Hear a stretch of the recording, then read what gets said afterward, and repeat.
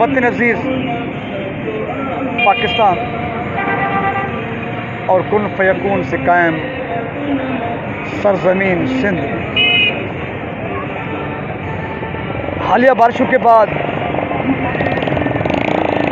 जिन मुश्किलातों से दो चार है, वतन अजीज़ पाकिस्तान और सरजमीन सिंध हम बहुत बड़े इंसानी अलमियत से गुजर रहे हैं। शिकारपुर में सेंटर ऑफ पाकिस्तान की जानिब से आज 10वें दिन में अपने लोगों की मदद के लिए अपने हिस्से का किरदार अदा किया जा रहा है। रोज़ाना नौजवान रज़ाकार आते हैं शिकारपुर के शोधा जहाज चौक पर, बॉक्सेस हाथ में उठाते हैं, चंदा लेते हैं, खाने पीने की चीज़ें लेते हैं, कपड़े लेते हैं। ये कोशिश करते हैं हम किसी न किसी का सहारा बने। आज 10वें दिन इस शिकारपुर के शोधा टावर जहाज चौक पर अपने सामने बॉक्सेस रखकर चंदा मांगने वाले नौजवान सिर्फ ये जज्बा रखते हैं, सिर्फ ये ख्वाहिश रखते हैं। जब से वतन अजीज़ पाकिस्तान और सरजमीन सिंध पर मुश्किल की घड़ी आई है, तब से इन नौजवानों ने और इनके साथियों ने अपने लिए आराम को हराम करार दे दिया है। शाम के औकात में कैंप पर आते हैं, दिन के औकात में सर्वे करते हैं, जो चीज़ें मिलती हैं उनकी डिस्ट्रीब्यूशन करते हैं, तकसीम करते हैं। उसके साथ साथ रेस्क्यू, रिलीफ, हौसला देना इन नौजवानों की यूँ समझे जिम्मेवारी है, क्योंकि उन्हें तय किया है कि हम जिम्मेदार हैं। अगर किसी ने जिम्मेदारी ने अपनी नहीं समझी तो बदकिस्मती से वतन अजीज़ पाकिस्तान के और सिंध के बेहिस हुक्मरान नहीं समझते, जिनकी असल जिम्मेदारी है। 2010 में भी सरजमीन सिंध ने सैलाब का मुसीबत को फेस किया था।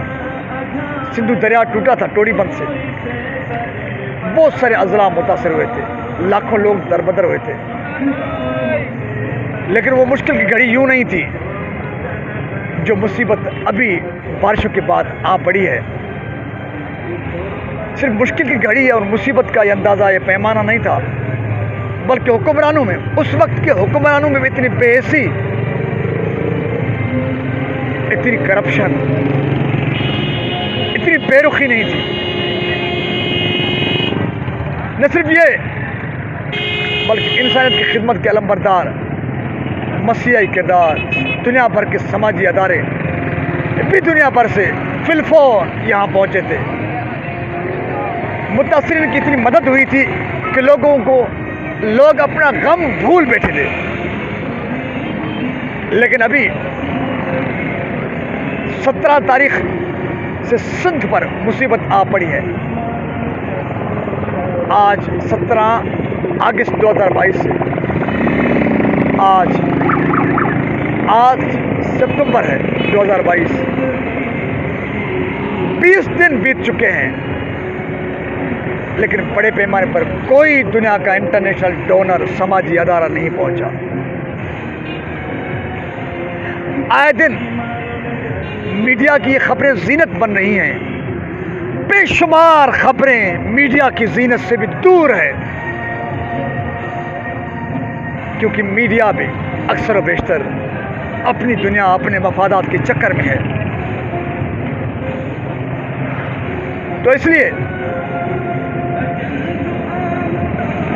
बेहिस समाज में, बेहिस हुक्मरानों की हुक्मरानी में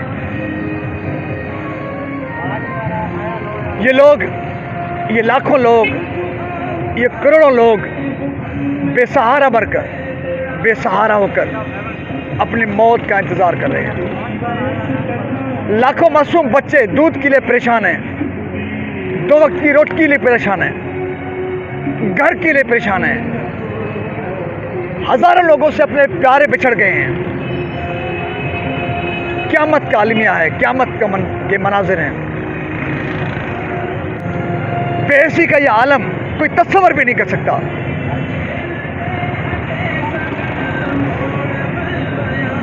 तो आज के मेरी वीडियो बनाने का मकसद ये है कि अगर शिकारपुर के नौजवान, कराची के मिडिल क्लास के मसीहाई किरदार, इंसान दोस्त,